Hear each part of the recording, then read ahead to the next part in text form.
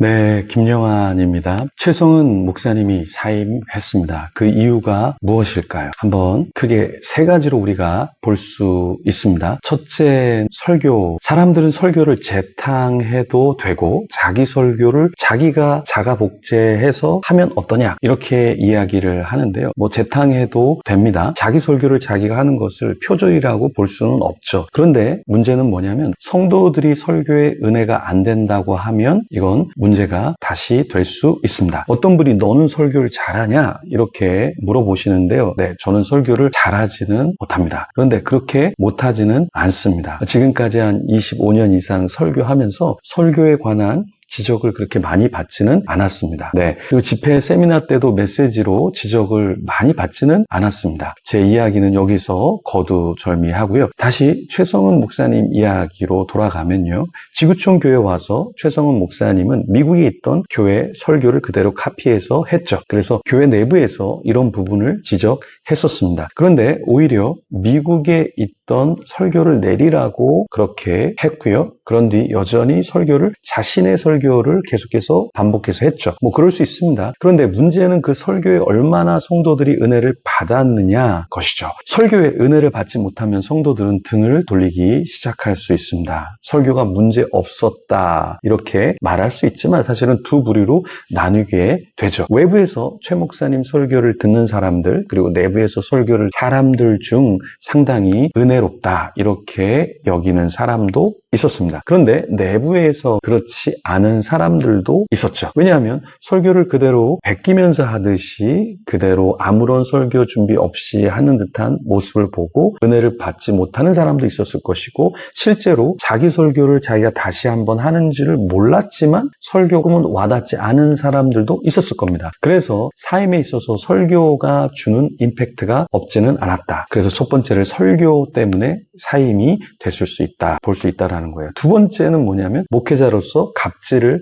했다라는 거예요. 제가 아는 목사님들 중에 지구촌 교회에서 사역을 했던 분 그리고 여전히 사역하는 분들이 있습니다. 초창기 최성은 목사님이 부임했을 때부터 강한 리더십, 카리스마라고 하죠. 그게 너무나 있어서 힘들어하는 목회자들이 있었습니다. 이번 사임 때 함께한 목회자들이 다 사임을 해야 한다고 그렇게 이야기를 했죠. 한 목소리를 냈습니다. 한두 명이 아니라 전체가 목회자들 전체가 교회 정상화를 위해서 서명을 했죠. 왜 그렇게 거의 모두가 다 담임 목사님, 최성은 목사님이 나가야 한다고 했을까요? 목회자로 갑질을 한 부분이 있기 때문입니다. 사실 갑질은 아니더라도 함께한 사람들이 등을 돌려야 할 어떠한 리더십, 어떠한 섬김 그런 것이 조금은 부족했을 수 있는 것이죠. 그래서 두 번째는 갑질이 있었기 때문에 사임을 했을 것이다. 이렇게 볼 수 있는 것이죠. 세 번째는 재정 횡령입니다. 이 부분은 사실 어떻게 보느냐에 따라서 시각이 다를 수 있습니다. 물론 설교, 갑질 다 주관적인 것이죠. 주관적인 겁니다. 그런데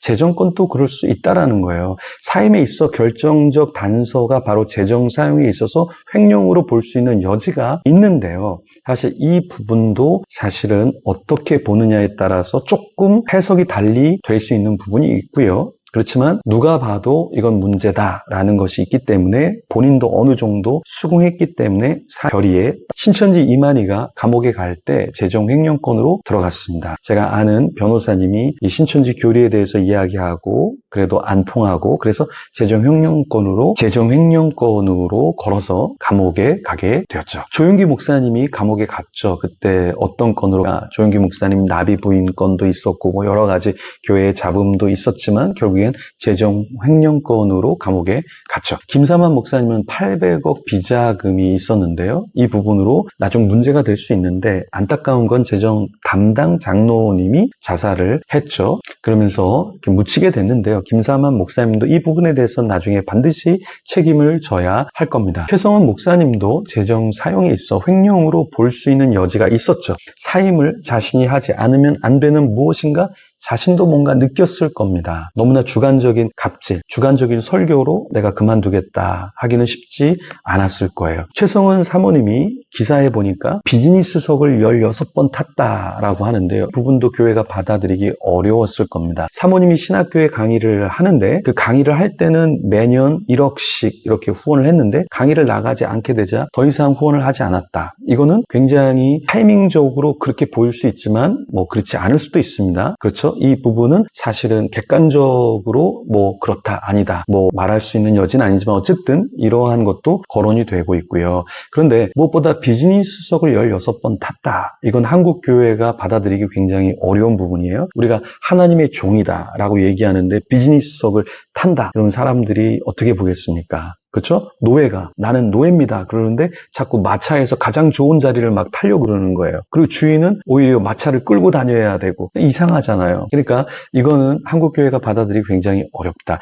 물론 건강상 아파서 탔다면 그럴 수 있습니다. 근데 너무 많이 탔죠. 자신이 대통령 영부인도 아닌데 비즈니스석을 교회 재정으로 이용했다. 그런 문제가 될 수 있습니다. 그런데 이거는 교회 재정이 아니라 사적인 돈으로 했어도 조금 구설수에 오를 수 있는 부분은 있습니다. 최성은 목사님이 재정 어떻게, 어디에, 어떤 문제가 있도록 사용한 것은 모르겠습니다. 그렇지만 이 부분이 알려지면 젊은이들, 교회 성도들 또 외부에 있는 사람들도 상처를 입을 수 있기 때문에 교회에서 이렇게 침묵으로 묵과한 것은 지혜로울 수 있죠. 자, 설교, 갑질은 주관적이라 그 부분으로 내려놓게 하기는 쉽지 않았을 겁니다. 반면 설교, 갑질로 성도들과 목회자들 마음을 얻지 못해서 재정권으로 사임 처리가 되었을 수 있습니다. 어쨌든 최성은 목사님은 사임이 되었는데요. 앞으로 최성은 목사님을 담임으로 청빙하고자 하는 교회가 있다면 세 가지를 물으면 좋겠죠. 첫 번째, 미국 타코마 교회에서 하던 설교를 계속할지, 지구촌 교회에서 하던 설교를 계속해서 할지, 아니면 혹 최소한 업그레이드된 설교로 은혜를 끼쳐줄 수 있는지를 물어봐야겠죠. 두 번째, 갑질이라고 여길 만한 행동, 말, 표정을 짓지 않을지 이 부분을 나누어야 합니다.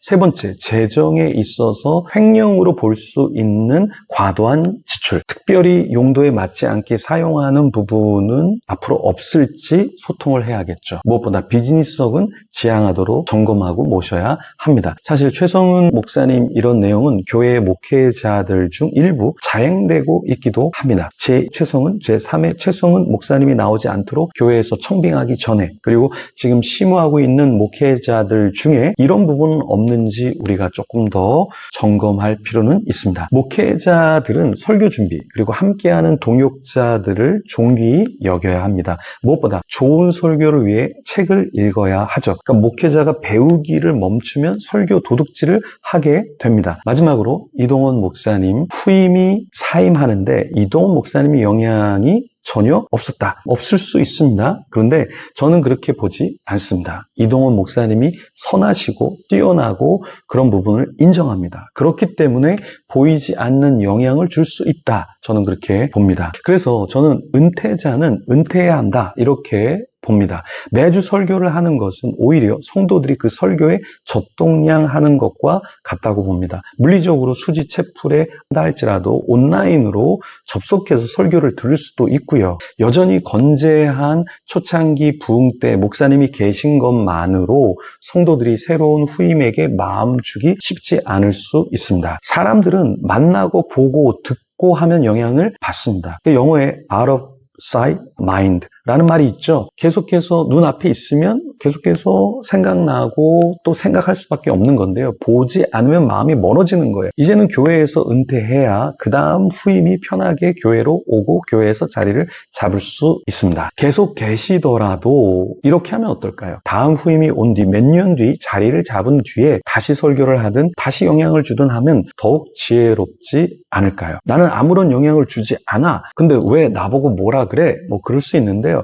예를 들어서 이런 거예요. 영화배우 같은 한 일반 남자들 사이에 그냥 서 있습니다. 그럼 어떻게 되죠? 나머지 남자들은 다 오징어처럼 보이게 되죠. 너무 예쁜 여자가 평범한 여자들 사이에 그냥 있으면 나머지 여자들은 주목을 받기 힘듭니다. 은퇴란 무엇입니까? 자신의 자리, 익숙한 자리를 떠나는 것이 은퇴죠. 아브라함은 본토 친척 아비 집을 떠났습니다. 이동훈 목사님도 은퇴자들도 이동훈 목사님뿐만 아니라 모든 국내외에 계신 은퇴한 목사님들 자신의 자리를 내어 놓아야 합니다. 놓아주셔야 합니다. 무거운 십자가를 주님께 그리고 젊은 목회자들에게 넘겨주셔도 됩니다. 은퇴 후에 자신의 사역을 조용히 하시면 돼요. 그것까지 막지는 않습니다. 다른 교회, 시골 교회에 가셔서 설교도 해주시고 부흥회도 해주시고 주일날 좀 어려운 교회 찾아가셔서 이렇게 섬기시는 것도 너무 좋을 수 있습니다. 그러면 더 인정을 받고 주님께 더 큰 칭찬을 받을 줄 믿습니다.